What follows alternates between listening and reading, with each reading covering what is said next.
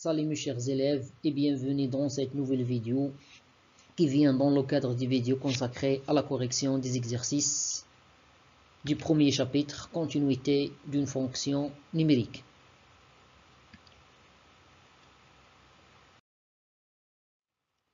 L'énoncé de la première exercice, il est demandé de déterminer l'ensemble de définitions des fonctions et de plus déterminer est-ce que ces fonctions sont contenues en des points donnés.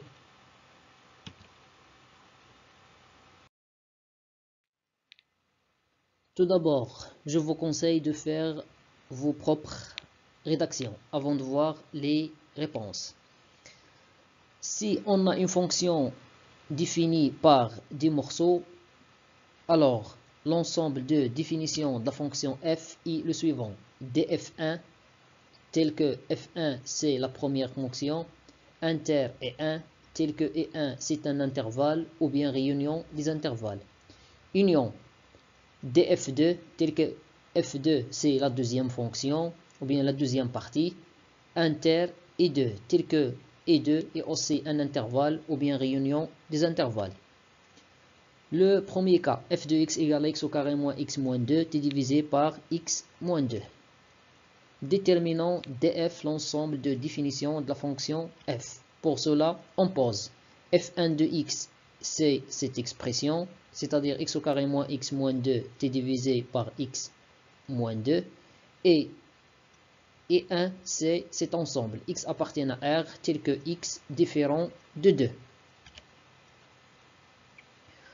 Alors, df, l'ensemble de définition de cette fonction, c'est df1 inter i1, tel que f1 c'est cette expression, inter e1 tel que e1 c'est cet ensemble, union 2, car 2 admet une image par la fonction f.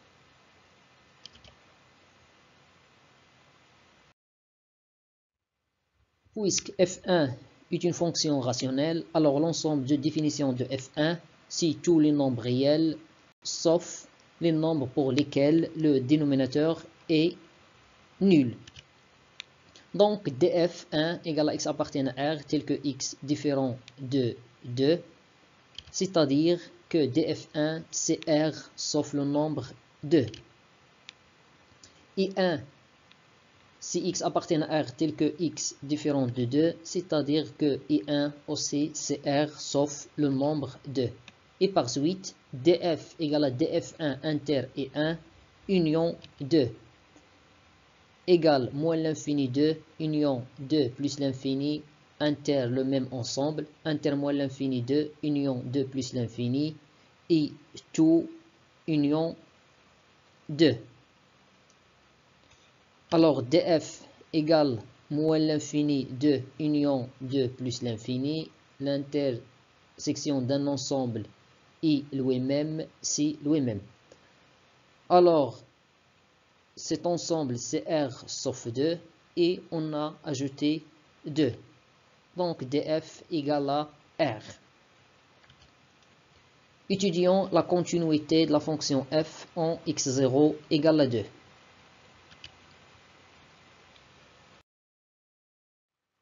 Alors, pour étudier la continuité en un point A, il suffit de calculer la limite de f de x quand x tend vers A. Dans ce cas A, c'est 2.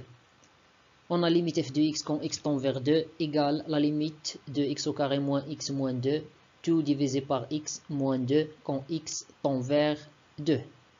La première étape pour calculer les limites, c'est le calcul direct. On a la limite de nominateur, x au carré moins x moins 2, il suffit de remplacer, on trouve 0. La limite du dénominateur, c'est aussi 0. La limite de x moins 2 quand x tend vers 2, c'est 0. Alors, on aura 0 divisé par 0, c'est une forme indéterminée. Alors, il faut passer à autre chose. Ici, au nominateur, on a un polynôme de second degré. Il s'annule en 2, c'est-à-dire que le polynôme est factorisable par x moins 2, puisqu'il s'annule en 2. Alors, je multiplie ici par une expression pour avoir x carré. Il est évident que c'est x. X multiplié par x, c'est x carré. Pour avoir moins 2, je multiplie ici par le nombre 1. Alors, x au carré moins x moins 2 égale à x moins 2 multiplié par x plus 1. Il suffit de développer pour vérifier ce que les calculs sont corrects. Ou bien, utiliser le discriminant delta. Vous trouvez que delta est supérieur strictement à 0. Alors, le polynôme admet deux racines. La première racine, c'est 2. La deuxième racine, c'est moins 1. Donc, la limite de f de x quand x tend vers 2 égale à cette expression. Je peux simplifier avec x moins 2. Elle me reste la limite de x plus 1. Je remplace, je trouve 3. Et 3, c'est f de e. C'est f de e, pardon. F de 2. Cela implique que f est continu en 2.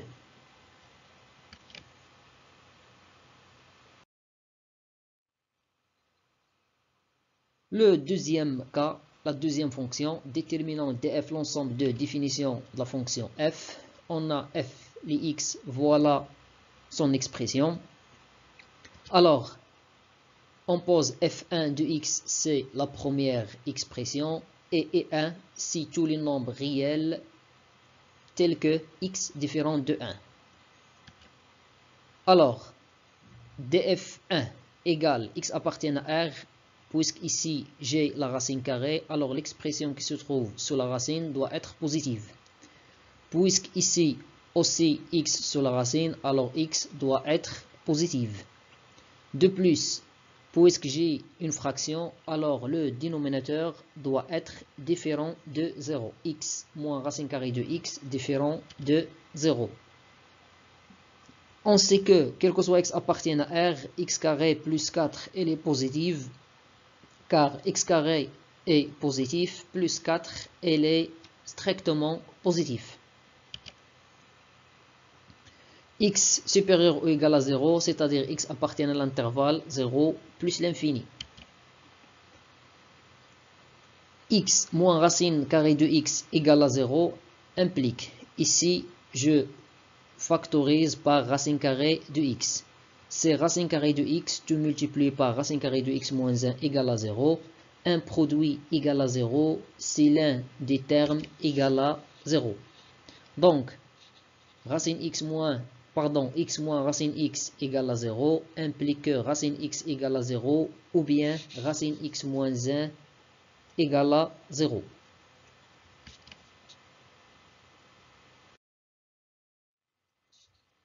Ce qui implique que x égale à 0 ou bien racine x égale à 1. Implique aussi que x égale à 0 ou bien x égale à 1. Alors, x moins racine x différent de 0 implique que x différent de 0 et x différent de 1. Alors, x moins racine carrée de x différent de 0 et x supérieur ou égal à 0 implique que x appartient à l'ensemble réunion des deux intervalles 0, 1 et 1 plus l'infini. Par suite, df1 c'est égal x appartient à R tel que x au carré plus 4 supérieur ou égal à 0 et x supérieur ou égal à 0 et x moins racine carrée de x différent de 0 implique que df égale à R inter cet ensemble inter 0, 1, l'intervalle 0, 1 ouvert, union 1 plus l'infini ouvert en 1. Ce qui implique que df1 c'est cet intervalle. N'importe quel ensemble I inter R égale à I. Et on a I1, c'est tous les nombres réels sauf 1, c'est-à-dire R moins 1. Alors, on sait que df égale à df1 inter et 1, union le nombre 1, car on a l'image du nombre 1 par la fonction f. Alors, l'ensemble de définitions de la fonction f, c'est l'ensemble de définitions de la fonction f1 inter et 1 union le nombre 1 égale l'intervalle 0,1 union 1 plus l'infini union 1. C'est-à-dire df égale à 0 plus l'infini ouvert en 0. Ici, on a exclu 1 et ici, on a ajouté 1. C'est-à-dire que df égale à 0 plus l'infini fermé en 0. Étudions la continuité de la fonction f en x0 égale à 1. Pour cela, il faut calculer la limite. La limite de f de x quand x tend vers 1 égale la limite de la racine carrée de 5 moins racine carrée de x carré plus 4, tout divisé par x moins racine carrée de x. On a la limite du nominateur égale racine 5 moins racine carrée de 1 au carré plus 4 égale à 0. C'est juste un calcul, il faut juste remplacer. Même chose au dénominateur, c'est 1 moins racine 1 et racine 1 c'est 1, alors c'est 0. Donc on aura 0 sur 0, c'est une forme indéterminée.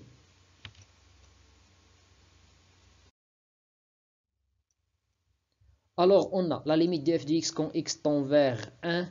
J'utilise la propriété a moins b tout multiplié par a plus b égale à a au carré moins b au carré. C'est-à-dire j'utilise le conjugué au nominateur.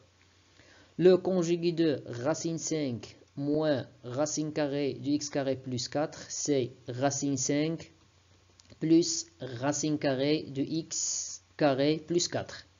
J'ai multiplié le nominateur par une telle expression, alors je dois multiplier le dénominateur par la même expression. Donc, on aura la limite ici. C'est une identité remarquable, c'est-à-dire a au carré moins b au carré. A au carré moins b au carré. Donc, on aura 5 moins racine x au carré moins 4. Car ici, si j'élimine la racine carrée, j'aurai moins x au carré moins 4. Donc, la limite égale 5 moins 4, c'est 1. Alors, égal à 1 moins x au carré sur le dénominateur.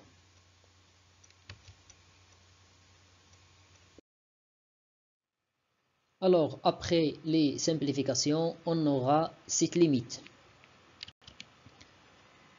Au nominateur, ici, 1 moins x au carré, j'ai factorisé par moins pour avoir x au carré moins 1. X au carré moins 1, c'est l'identité remarquable x moins 1 tout multiplié par x plus 1. Avec le moins, c'est moins. Au dénominateur, ici, j'ai factorisé par racine carrée de x pour avoir racine carrée de x tout multiplié par racine carrée de x moins 1. Après, j'utilise cette propriété, racine carrée de x moins 1, tout multiplié par racine carrée de x plus 1, c'est x moins 1. C'est l'identité remarquable numéro 3.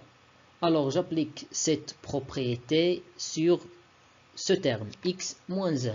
Donc j'aurai la limite de le moins, c'est le moins. Ici, x moins 1, j'utilise cette propriété. Alors, c'est racine x moins 1, tout multiplié par racine x plus 1. Ce terme, le voilà. Et le dénominateur ne change pas.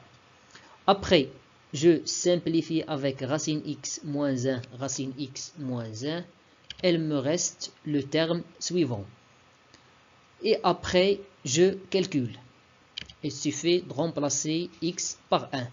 Alors ici, c'est racine 1. Aussi 1, racine 1 au carré.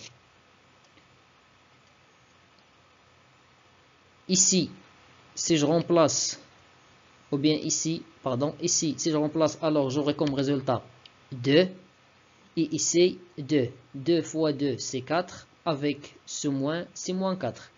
Aussi, 1 au carré, c'est 1. 1 plus 4, c'est 5. Alors, racine 5.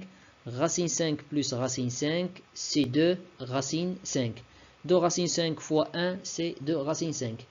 Égal à moins 2 sur racine 5. Il suffit ici de simplifier avec 2. Et son nombre, il est différent de l'image de 1 par la fonction f.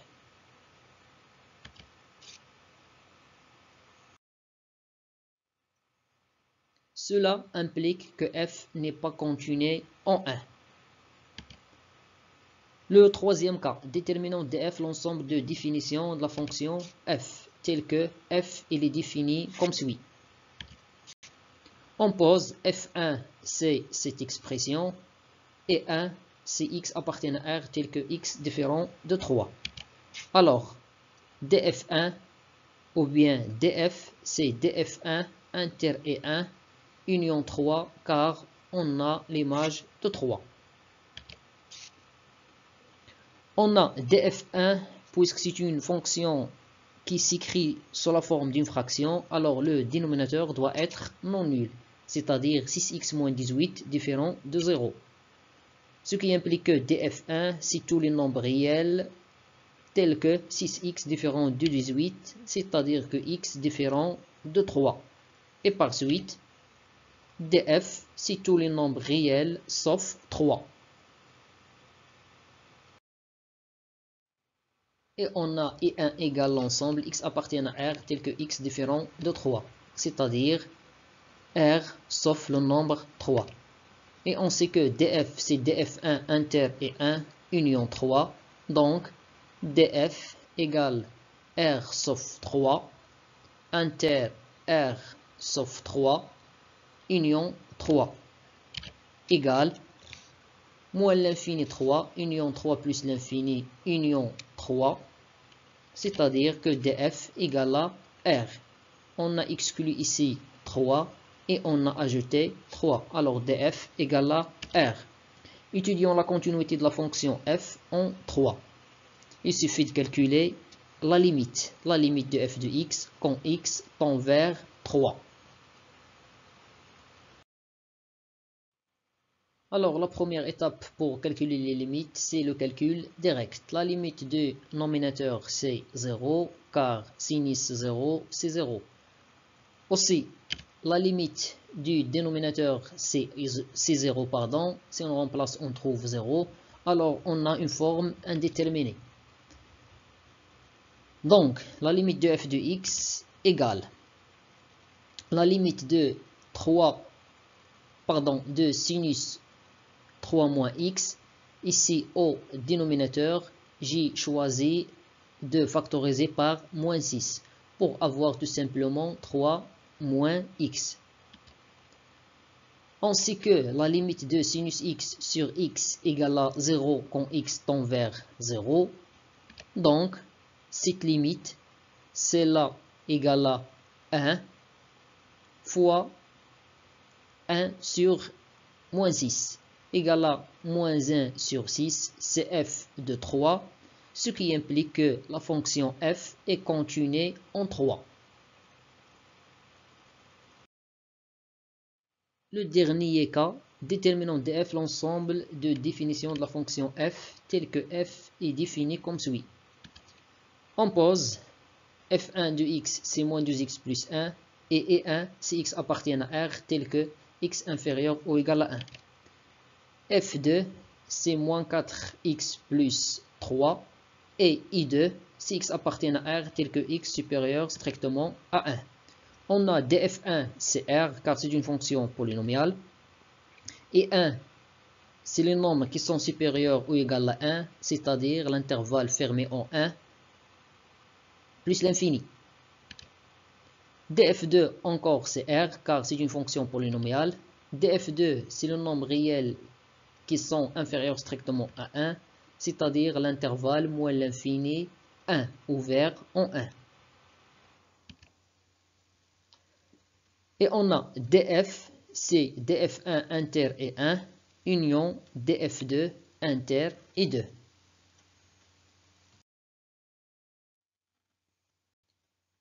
On a df1 inter et 1, c'est R inter l'intervalle 1 plus l'infini, c'est-à-dire df1 pardon, inter et 1, c'est l'intervalle 1 plus l'infini fermé en 1.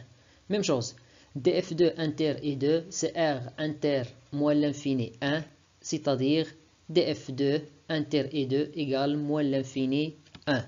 Par suite, df égale l'intervalle 1 plus l'infini union moins l'infini 1, c'est-à-dire que df égale à R. Étudions la continuité de la fonction f en x0 égale à 1. Puisque la fonction est définie par morceau en 1, alors on va calculer les limites à droite et à gauche. Tout d'abord, f de 1. f de 1, j'utilise la première expression car g inférieur ou égal à 1. Alors, f1 égale moins 2 fois 1 plus 1, c'est moins 1.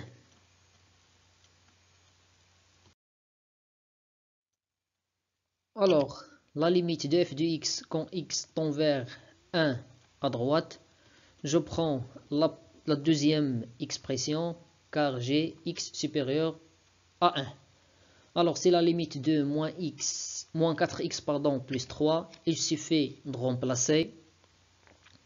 Alors, on aura moins 1 et moins 1, c'est l'image de 1 par la fonction f. Cela implique que f est continu à droite en 1. De la même manière, à gauche en 1, la limite de f de x quand x inférieur strictement, x tend vers 1 et x inférieur strictement à 1, c'est-à-dire à gauche de 1, j'utilise la première expression. C'est la limite de moins 2x plus 1.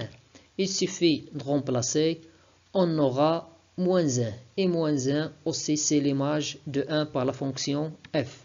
Cela implique que f est continu à gauche en 1. Puisque f est continu à gauche et continu à droite, alors elle est continue en 1.